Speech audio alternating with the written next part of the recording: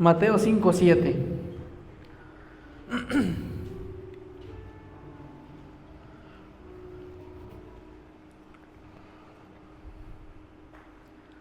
¿Ya lo tenemos?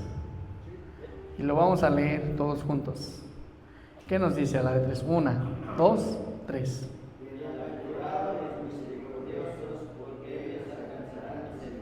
Gracias. ¿Bienaventurados qué? Misericordiosos. Esta mañana vamos a hablar sobre cómo alcanzar misericordia. Este mes es el mes de la misericordia. Recordemos que iniciamos año nuevo y nos pide el pastor Ismael, el pastor general, que hablemos durante todo este mes de la misericordia. Y este tema se llama ¿cómo alcanzar misericordia? Entonces, hermanos, recordemos que en este pasaje de la Biblia, en Mateo, Jesús está hablando, dice en el título, el Sermón del Monte, donde estaba hablándoles a sus discípulos y a las multitudes. Jesús les decía bienaventurados, habla sobre las bienaventuranzas, pero dentro de eso les habla bienaventurados los misericordiosos, porque ellos alcanzarán misericordia. Pero antes de iniciar, quiero preguntarte, ¿qué entiendes por misericordia o qué es para ti misericordia? ¿Cómo lo puedes entender tú? ¿Cómo entiendes tú la misericordia o cómo lo haces tú?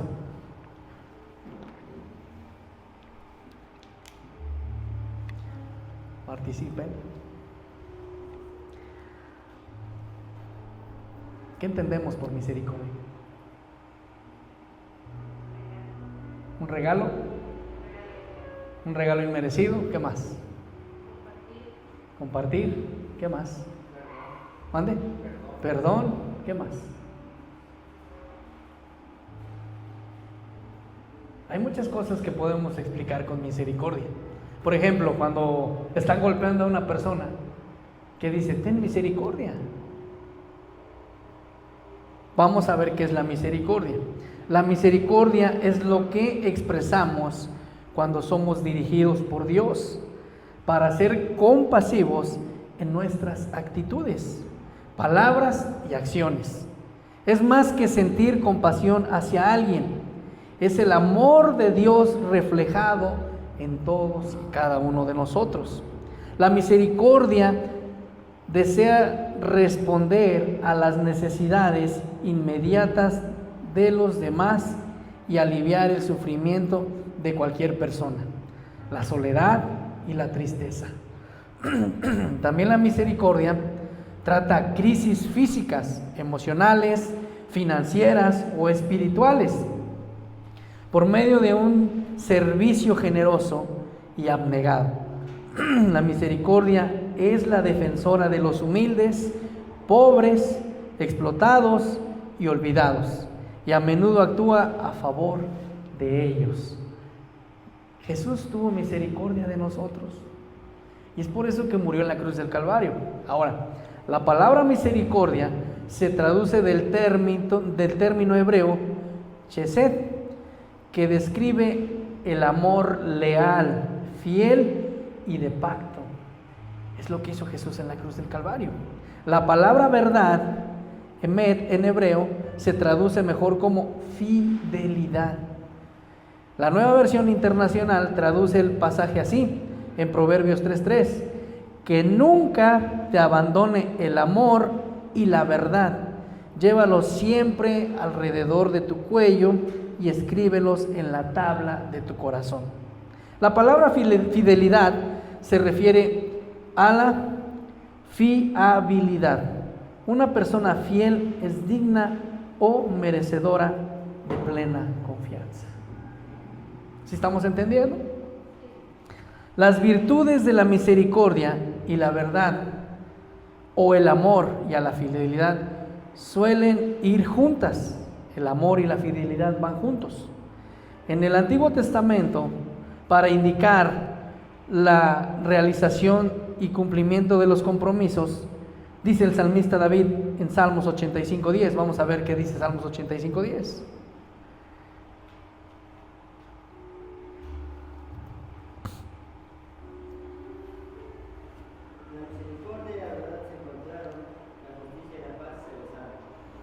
Nos damos cuenta que es algo que está expresando el rey David.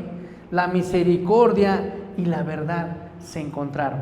Ahora, el acto de atarse al cuello, el amor leal y la fidelidad se refiere a mantener estas virtudes cerca, siempre ante nosotros, y llevarlas con nosotros donde quiera que vayamos para asegurarnos que nunca las olvidemos. No solamente los domingos en las congregaciones vamos a tener misericordia. Ay, tengo misericordia del hermano o de la persona que vino a pedir dinero. Aquí sí le voy a dar, y allá afuera no. Allá afuera somos otras personas. Eso no quiere decir ser misericordiosos. Entonces, la traducción, Nueva Traducción Viviente, traduce Proverbios 3:3 de la siguiente manera: nunca permitas que la lealtad ni la bondad te abandonen. ¿Y qué nos dice en Reina Valera? A ver, busquen Proverbios 3:3. Nada más nos dice: nunca permitas que la lealtad ni la bondad te abandonen. Nunca se aparte de ti la misericordia y la verdad, átalas al cuello. Entonces nos damos cuenta cómo hay algo importante en ese versículo. Dice: nunca permitas que la lealtad ni la bondad, que es misericordia, te abandonen. Misericordia y la verdad viene siendo lo mismo. Átalas alrededor de tu cuello como un recordatorio, escríbelas en lo profundo de tu corazón. La tabla, dice, de tu corazón. Recordemos que en el Antiguo Testamento, ¿dónde hacían los manuscritos? En piedras. Cuando fueron los 10 mandamientos, ¿en qué fueron escritas? En una piedra. Y átalas a tu cuello es como una metáfora que te está poniendo, que te está diciendo algo que nos ponemos. Por ejemplo, las mujeres que les gusta mucho un collar, se lo ponen. O algunos practican esto, para que no se les olviden las llaves, se compran su cintita y se la ponen en su cuello, porque saben que son olvidadizos. ¿Por qué te ríes, Dulce? Entonces, muchos nos pasa eso, y es por eso que pone la Biblia esta metáfora. Ahora, uno de tantos buenos ejemplos de la misericordia de Jesús se encuentra en Mateo 20, del 29 al 34. Si alguien le puede dar lectura. Mateo 20, del 29 al 34. 20, del 29 al 34. Sí.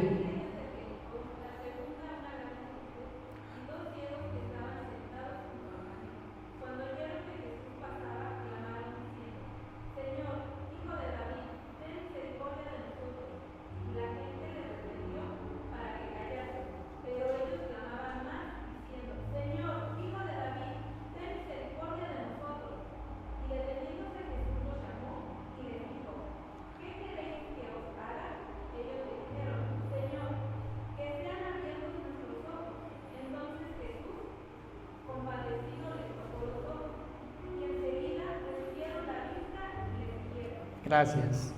Ahora, amados hermanos, podemos ver en estos versículos que Jesús estaba preocupado por los acontecimientos que sucederían en Jerusalén. En parte del contexto, iban saliendo, dice. Entonces Jesús iba como a prisa, pero al escuchar esto a los ciegos, él dijo: me detengo, o sea, tengo prisa, pero primero está esto. Lo sanó y lo siguieron. Ahora, él se detuvo para ayudar a los ciegos, y podemos ver que puso en práctica lo que les había enseñado a sus discípulos. ¿Qué les dijo a sus discípulos?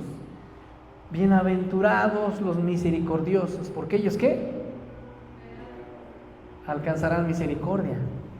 Entonces, acerca de servir a los demás, los ciegos no asociaron la misericordia con un sentimiento, sino con una acción, lo que Jesús había dicho.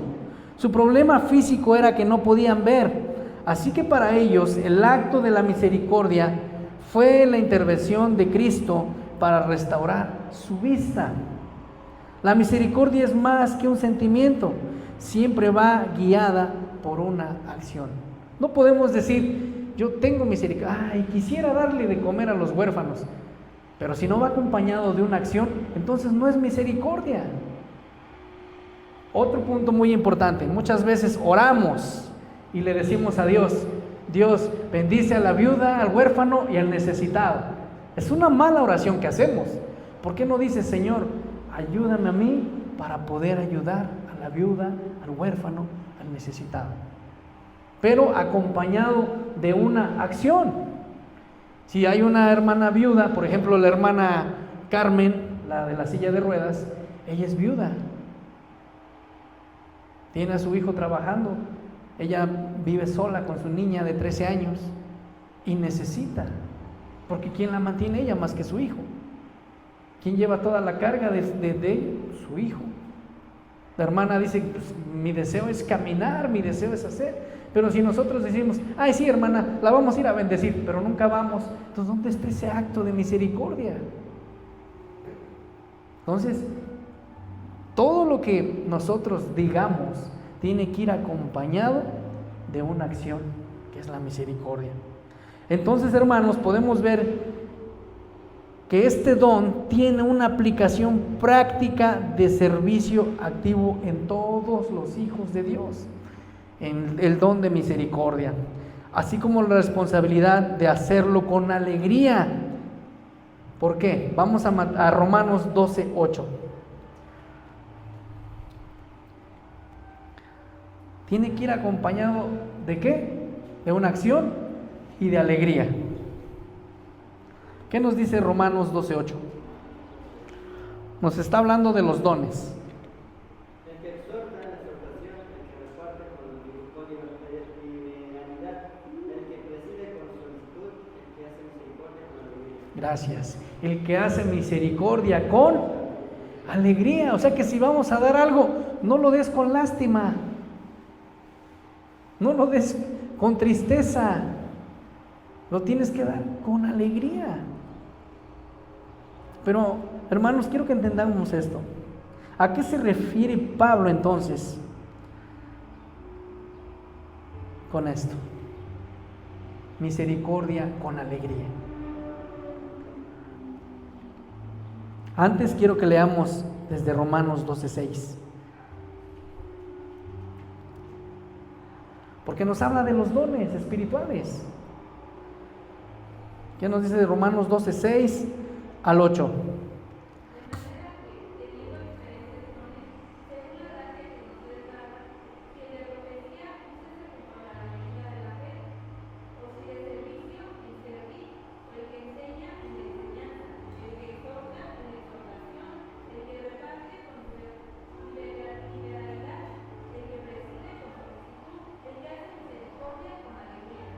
Gracias. Hermanos, examinemos esta lista de dones y pensemos en qué tipo de persona eran los que tendrían este don.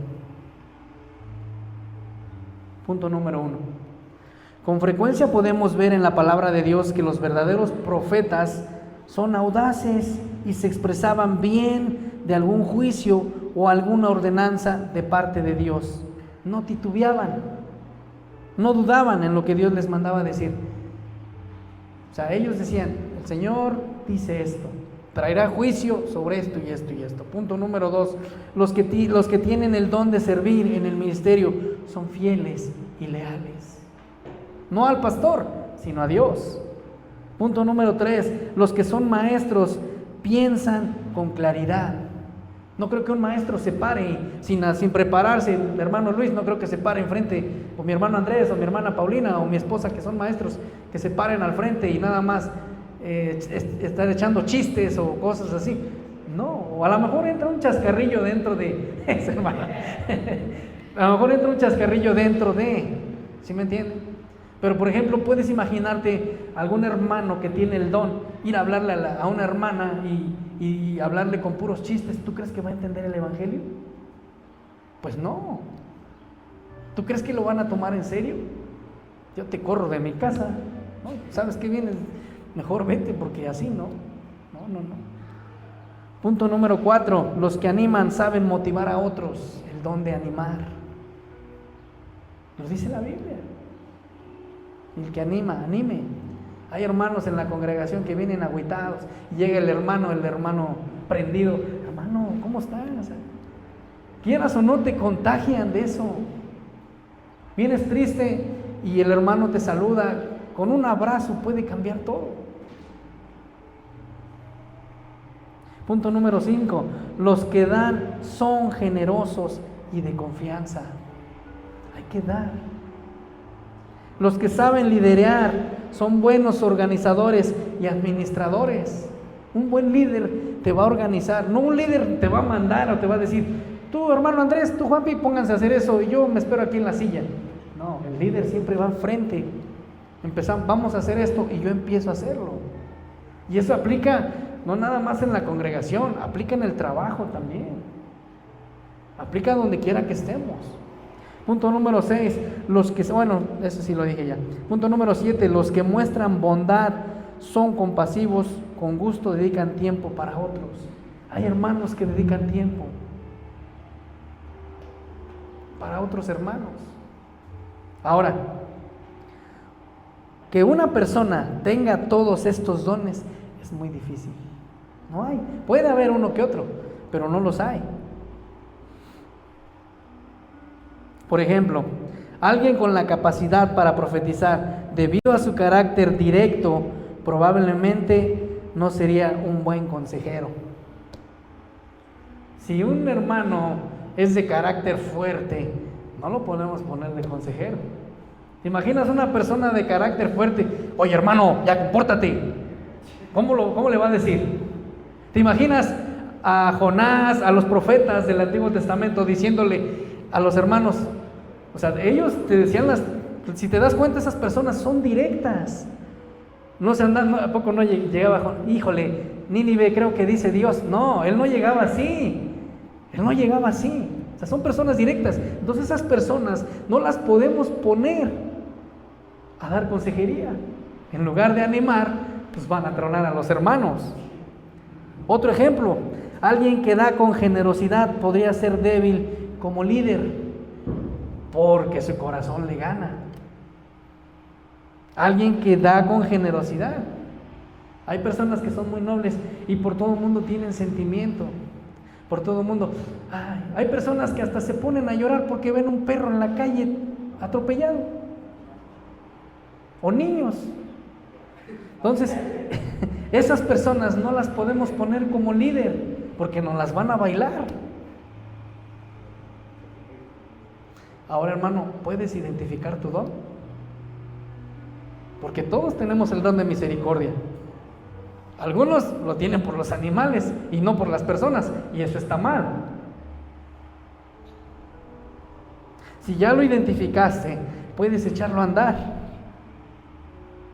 para edificar a la familia de Dios. ¿Sí me entienden? O sea, no podemos, por eso es que tenemos que ver qué don es el que tenemos. Si nos gusta dar, si nos gusta, no todos pueden tener los dones. Algunos sí pueden tener todos, algunos no. Pero como les puse el ejemplo hace un rato, te imaginas un hermano acá fuerte, de palabra, de corazón, no duro de corazón, pero duro en la manera de hablar. ¿Cómo te va a dar un consejo?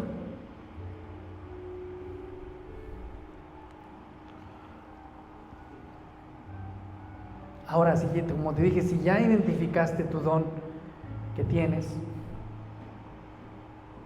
puedes echarlo a andar para edificación de la iglesia, para ser líder, ahorita que vamos iniciando el año. Porque ¿sabes qué, hermano? Todos estamos llamados a ser misericordiosos y podemos verlo en Mateo 25, 40. Vamos, ¿qué nos dice?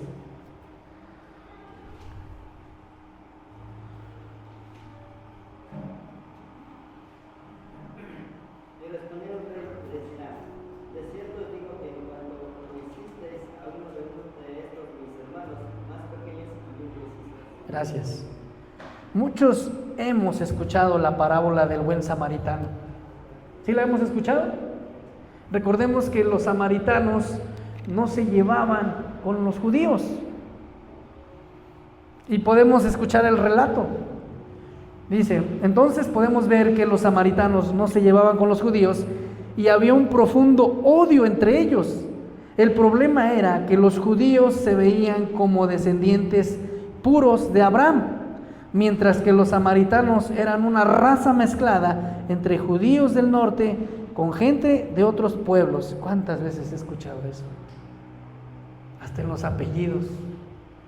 Hay una familiar, Paulina la conoce, y me tocó escuchar a mí, a esta maestra que dijo una vez, yo le pregunté, oiga maestra, ¿verdad que usted se apellida Secundino? Y me dijo, sí, pero yo soy de las finas. Así dijo. Y yo dije, chihuahuas, entonces, ¿mi familia qué es? Dije, me saqué de onda. Entonces, hermanos, ese era el problema que a veces hay entre familias también. No, yo soy Martínez, pero de los finos. Esos son de los corrientitos. Pues así eres, pero ese era un profundo odio que se tenían los judíos a los samaritanos, porque era una mezcla. Ahora, la parábola del buen samaritano, podemos aprender 3 principios acerca de lo que significa un amor profundo. ¿Cuáles son? Punto número 1. La carencia de amor es a menudo fácil de justificar a pesar de que nunca es buena. La carencia de amor es a menudo fácil de justificar a pesar de que nunca es buena. Podemos justificar algo que no lo hacemos con amor. No lo hago con amor porque no se lo merece. ¿Te imaginas que Jesús hubiera dicho lo mismo?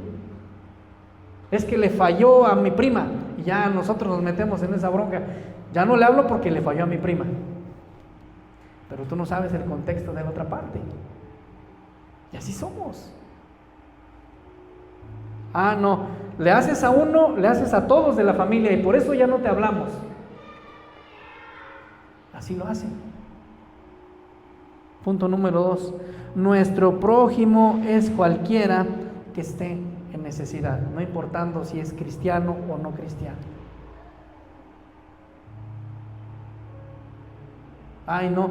Y eso sucede en muchas congregaciones, hermanos, muchas congregaciones, de verdad. O sea, dicen, no, aquí nada más vamos a apoyar a los puros cristianos. Me tocó ver con las cajitas de festiniños cómo hacían a un lado a niños. No, tú no porque ni vienes a la iglesia. Tú no porque no vienen tus papás. Hasta en la misma congregación hacían ese tipo de actitudes. Punto número 3. Amor significa hacer algo para suplir la necesidad de alguien. Estos 3 puntos son muy importantes, amados hermanos, para nosotros como hijos de Dios. No importa dónde vivamos, dónde nos congreguemos, hay mucha gente necesitada a nuestro alrededor. Si tú vas a alguna congregación de las grandes aquí en Ixmiquilpan, vas a encontrar necesidad en los hermanos. Y no las hay. ¿Por qué no las hay? No, porque no pertenece a esta congregación. He escuchado decir pastores, se sale un congregante, hacen lo que hacen los mormones, se salen de su congregación, ya no le hablen a esa persona. He escuchado de pastores porque dicen, es un trapo inmundo. Así los consideran a los hermanos que se salen de su congregación. Entonces ya no es una congregación, ya no es un cuerpo ya no es el cuerpo de Cristo, es una secta. Entonces esto es muy importante. Ahora en Mateo 5:7, lo que acabamos de leer de la misericordia, promete misericordia a aquellos que son misericordiosos hacia los demás. ¿Te imaginas a Jesús predicando en el Sermón del Monte y diciéndole, no, nada más a mis 12 discípulos alcanzarán misericordia, los demás no? ¿Te imaginas eso? No hizo eso Jesús. Como personas que espiritualmente estamos muertos y pecadores y ciegos somos, no estamos en mejor situación que los hombres ciegos que vimos en Mateo. ¿Cómo eran ellos? A lo mejor habían escuchado de Jesús, pero no creían en Él. Sin en cambio ellos empezaron a gritar: Jesús, hijo de David, ten misericordia de mí, porque venía de la descendencia de David. ¿Y qué le hacían los fariseos, los judíos? Cállate, cállate. Muchas personas así claman a veces y no tenemos misericordia. La palabra de Dios también nos dice que antes de venir a dejar tu ofrenda en el altar, que perdones primero a tu hermano si estás en problemas. ¿Y qué hacemos? No lo hacemos.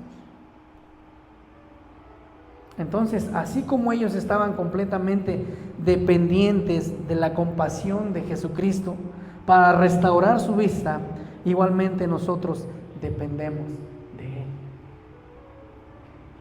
Amada iglesia, tenemos que ser firmes en el fundamento de que nuestra esperanza depende únicamente de la misericordia de Cristo y no de ningún mérito nuestro. Ay, no, yo cada año les llevo de comer al cerezo. ¿Y eso qué?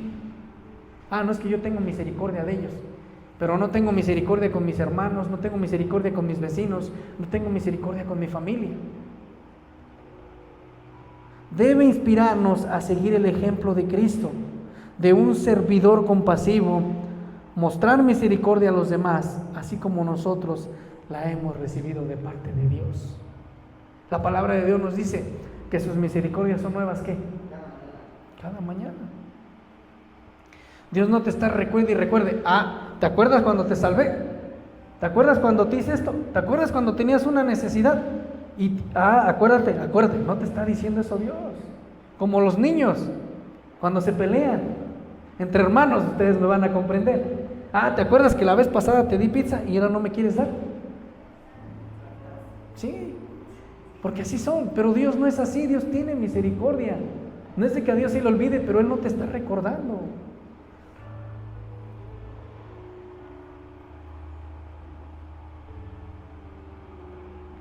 Entonces, hermanos, tenemos que ser como Cristo. No tenemos que ser de ese tipo de personas que no tienen misericordia. Tiene que haber esa misericordia en nosotros. La misericordia también, así como la oración, es un estilo de vida. Porque ¿quién no tiene misericordia por sus hijos? Aunque se haya portado mal, aunque sea un cabezón, aunque sea lo que sea, no le vas a decir: no, hoy no vas a comer en todo el día. Te vas a la cama sin cenar. Levante la mano, ¿quién sí lo aplica? Levante la mano, ¿quién lo aplica? ¿O a quién se lo aplica? ¿A su mamá o a su papá? Porque pudo haber sido personas que sí les aplicaron esto.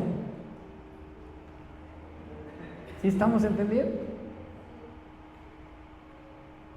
Entonces, no debe de haber eso en nosotros. Si no tenemos misericordia en nuestra propia familia, menos vamos a tener misericordia para otros hermanos. Porque sí, primero se empieza aquí, nosotros como familia, para ir allá afuera. Pero si no lo aplicamos aquí, deja a la hermana Carmen, ya luego a ver qué día le llevamos algo. No, hermanos, tenemos que tener misericordia. La Biblia nos habla también de la misericordia, donde dice: ¿cuál es la verdadera religión? Visitar a los huérfanos, ayudar a las viudas.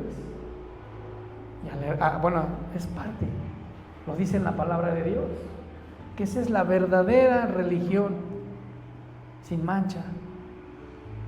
Pero no, a veces somos más religiosos que los fariseos. Aventamos la piedra y escondemos la mano, como dice, y no nos damos cuenta. Entonces, amados hermanos, debemos de inspirarnos en Cristo. Y como eso hay muchos pasajes de la Biblia que habla de misericordia. Dios tuvo misericordia de Job. Hace 8 días predicaba y les decía, o sea, ¿te imaginas a Job cuando sus amigos le decían, ya di la verdad, Job, ¿en qué estás pecando? ¿Qué estás haciendo? ¿Por qué te está yendo mal? Sus 3 amigos de Job. ¿Qué hiciste para merecer esto? Le decía. Dios tuvo misericordia. Dios tuvo misericordia de Jonás. Tuvo misericordia de Moisés. Tuvo misericordia de Aarón. Tuvo misericordia de Pablo. Tuvo misericordia de Pedro cuando lo negó. ¿Cuántas veces le hemos fallado a Dios? Todos los días. ¿Cuántas veces le hemos prometido a Dios? Ahorita, cuando nos comimos las 12 uvas, prometo que este año sí voy a hacer esto. Mi hermano Luis dice que se echó 12 tamales en lugar de 12 uvas. Entonces, ¿qué hacemos? No, este año sí voy a leer mi Biblia. Le prometemos a Dios cosas que no vamos a hacer. ¿Cuántas veces le mentimos a Dios? Te prometo, Dios, que si sanas a mi mamá, voy a hacer esto. Dios tuvo misericordia de tu mamá, la sanó, y tú nunca hiciste lo que prometiste. Pero Dios no. Todavía somos descarados en condicionar a Dios. Y aún así Dios tiene misericordia de nosotros.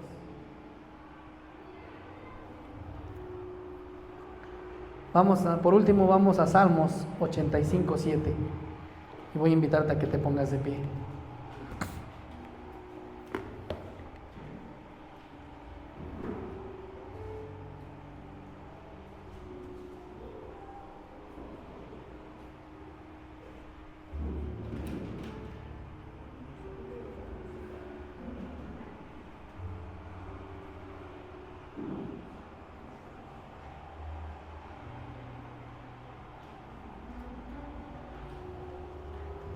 Ya lo tenemos, Salmos 85:7.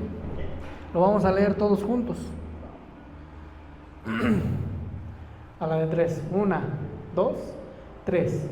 Muéstranos, oh Jehová, tu misericordia y danos tu salvación. Es lo que necesitamos como hijos de Dios. Todos los días, misericordia. Y todos los días tenemos que aplicar misericordia. Porque a veces no la aplicamos ni con el esposo, ni con la esposa, ni con nadie. No te voy a dar de comer porque no me compraste esto. No te voy a dar de comer porque no me diste para mi cabello o para mis uñas. Ya ves, dice Pablo. No, hermanos, tiene que haber misericordia de nosotros como hijos de Dios.